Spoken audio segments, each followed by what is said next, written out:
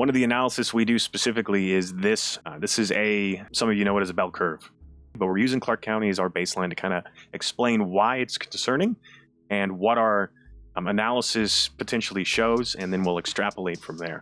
This is election day 2020. The top is just the overlay of both, and what you'll notice is election day almost matches a normal distribution, a bell curve. There's only one little split here at around 50%. Maybe that's an anomaly, maybe that isn't. But if we're looking for this is what you would more expect to see, is a normal distribution. So now we go to early voting. So this is early voting. Clark County, Nevada has polling locations around the county.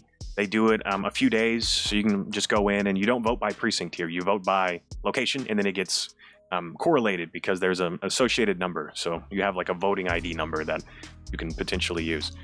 And so what we found here is when we mapped this distribution, we see it doesn't match a expected distribution whatsoever. And this was concerning. We're like, what would cause this?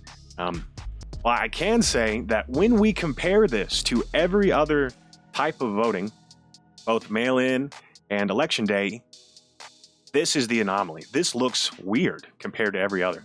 The way these graphs work and the way you read them is at the bottom of the axis, it's the percent of vote. So we have two graphs here.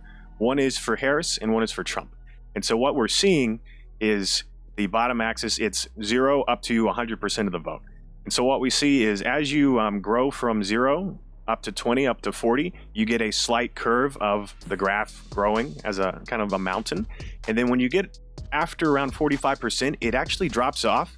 And then when you hit 60, it grows and spikes up again. So instead of it being a nice, smooth mountain bell curve, we see this tail for both candidates, and it's just inverted and they're mirroring. And what's concerning here is when you're winning, the further right, the more percentage, the more votes you get. So if there was manipulation, and this distribution shows concerns of manipulation or some anomaly, it would show in this case that Trump is benefiting from that anomaly, or whatever's happening is impacting Harris's vote. Either way.